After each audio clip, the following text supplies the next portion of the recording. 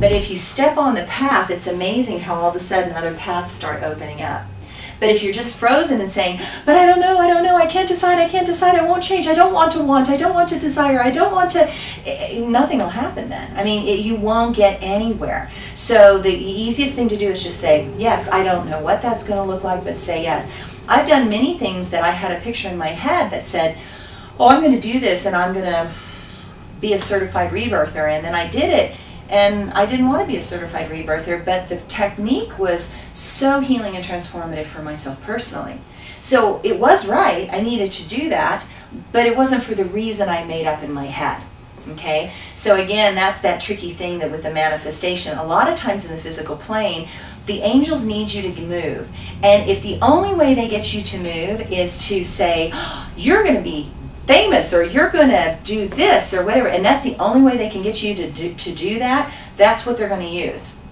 And it's a positive manipulation because it is for you, but you make up a reason that makes it more special sometimes. So the illusion of the physical plane you have to be very careful of. So whenever I start on a path, it's like it's never going to end up that way. So when Frodo started out on the quest, he had no idea that he was going to end up at Mount Doom, right? When he said yes that he would take the ring, little did he know how shitty he was going to get really, really fast, okay? And that he would never really be the same. But sometimes that's the way it goes. That we all have lessons to learn, and it's about, are you willing to learn these lessons regardless? Okay? So then the next card, when you're willing to change, the work begins. So the next card is the Three of Discs, which is works. So if you look at this, there's a pyramid. There's three chariot wheels, those red chariot wheels from the chariot card. And notice there's a feeling of a lot of movement, like there's a spinning of energy going outwards. So the base of the pyramid is always the hardest thing to build. So the base of the pyramid has the biggest stones. The top of the pyramid has the lightest stones. So setting the base is always the hardest. So in building, most people don't realize this, but the foundation takes almost as much time as the whole house.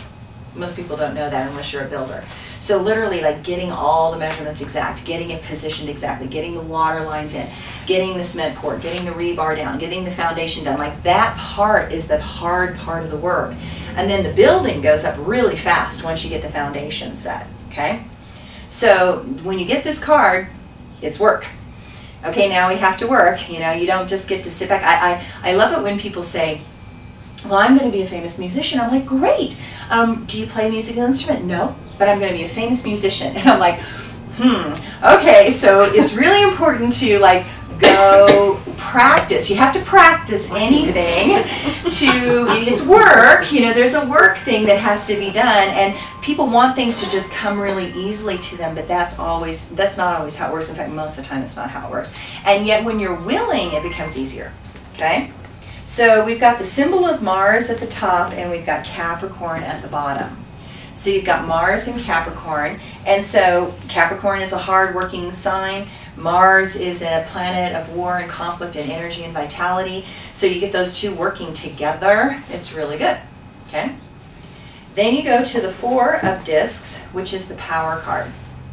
So with the Four of Discs, once you have laid the foundation and you've done the work, you start to create power. So this looks like a fort surrounded by a moat with one road in and one road out. So whenever in the material plane you've worked really, really hard, you want to protect what you've achieved. You want to protect what you have. And so we have a tendency to put it in a fort, put it in a castle, protect it by a moat, restrict access. So, you know, we're like, this is mine, okay? So it's like kind of that my thing. This is mine, and I want to protect it, and that's perfectly good. That's absolutely fine. But it's that whole process of, okay, I have worked hard, I've gained this power, now I'm a little afraid to lose it. Okay, so there's that fear, because once you acquire something, now you really have something to lose in the material plane. So you've got the sun, which is about clarity and light and being seen and influence in this power sign of Capricorn with money, and so you start to be seen. When you do the work, people start to see you, and they want to show up and they want to play with you, but sometimes you don't want to play with them and you want to protect yourself and put yourself behind the walls. And then we go to that next card, which is the worry card. So whenever you have enough power, now you better worry that somebody's going to try and take that power. They're going to try and take that money. They're going to try and take what you have. So when you're dealing with people that are very wealthy, you will see that there's a lot of people that are very wealthy that hang out together, but you'll also find that there's people that are like parasites. They're the wannabe wealthy people, that they want to hang out on the coattails of those people. And those people can create worry and anxiety because they can undermine your security and stability. So people who have a lot can lose a lot, so they're more concerned about losing a lot, and they're more freaked out by it too because they have it to start with. Okay? Oftentimes if you don't have a lot, there's not a lot to lose. I always love going to Peru, and these people in Peru don't have hardly anything, and they'll give you anything they've got. I mean, they're really sweet, they don't care. But the more you have, the more you kind of tend to hang on to things a little bit. Not that that has to be that way, but you do get a little more worried and concerned sometimes, and there's other ways to do it, but the tendency is, oh my gosh, I just got this and I don't want to let it go. Okay? So this particular card, the worry card, the 5 of discs, looks like cogs in a mechanism, like a mechanism, but notice that the cogs are kind of fractured and broken. Notice the pentagram is on its head again, so things feel a little tipply, and it looks like things are stuck.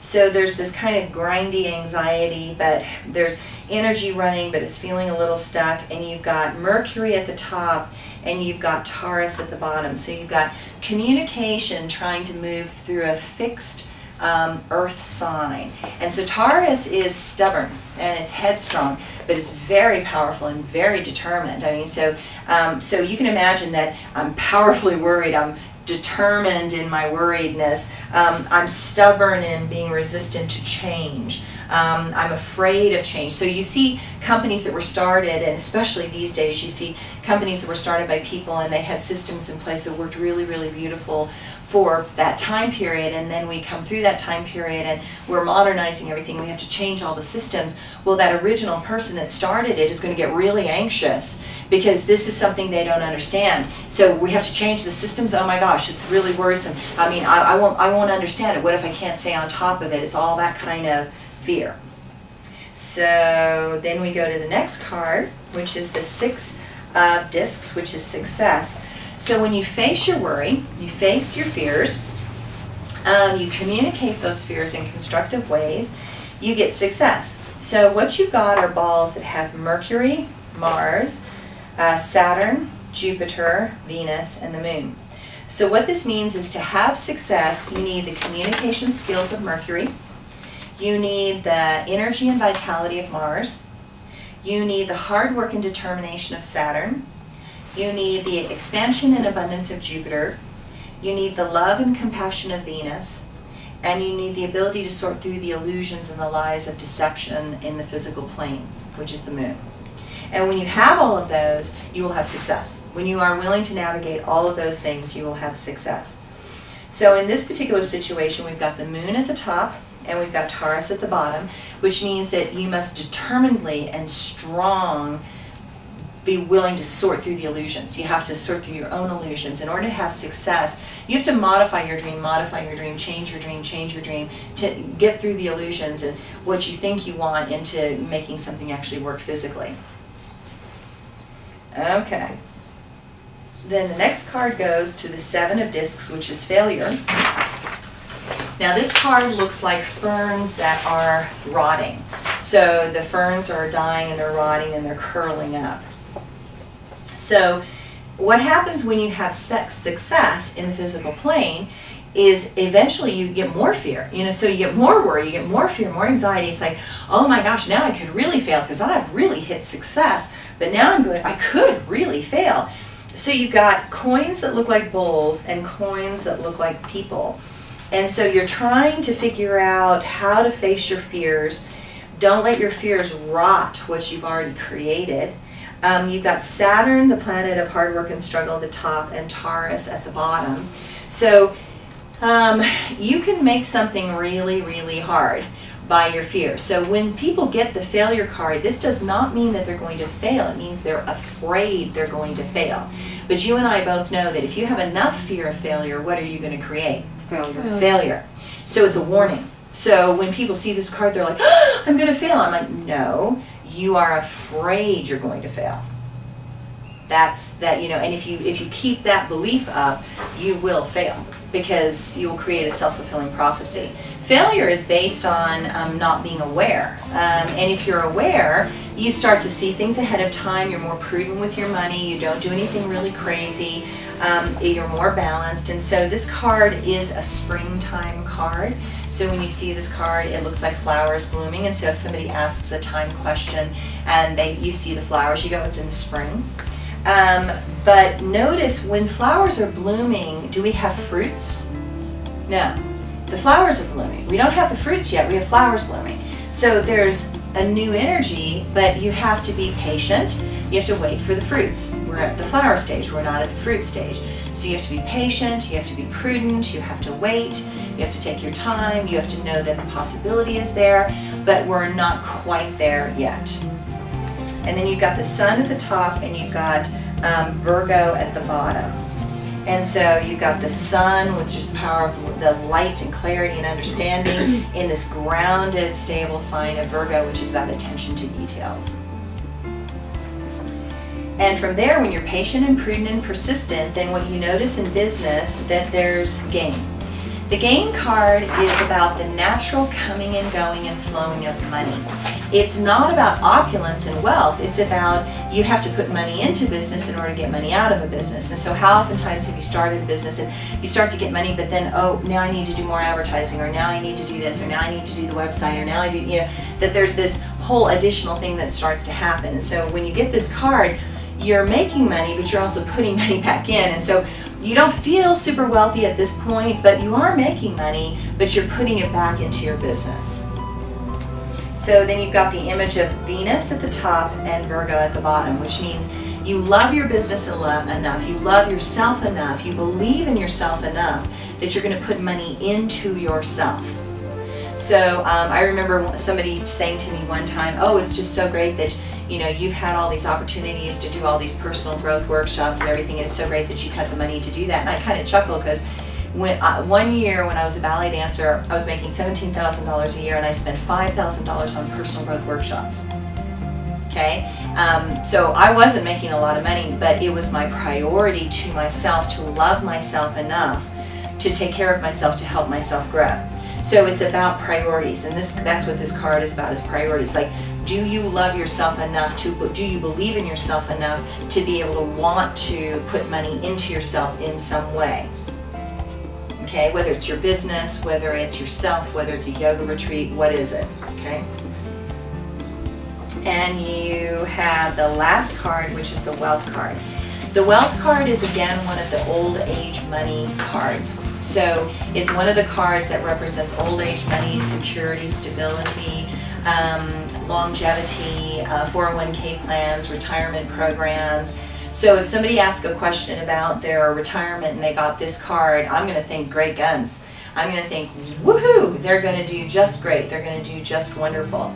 Notice with this card you've got Mercury all at the top, so you've got a whole bunch of odd symbols of Mercury at the top. And so Mercury is about communication, and Virgo is at the bottom. So when you communicate your desire to have wealth and prosperity and old age money and security, then you start to be able to create it. But you have to communicate that. Like, you have to go talk to the finance guy, you have to talk to your husband, you have to create a plan, you have to have a communication in order to start to make that happen in some way. So I like to think of this card as Uncle Scrooge's money bin. Okay, so it looks like just money everywhere, and so there's just money and coins everywhere, and he's diving into the money bin and all of that. It keeps it lighthearted in my mind. So then what happens is the whole thing repeats, and you go back to the A. So once you have wealth, once you have success, you will tend to start over and do it all again.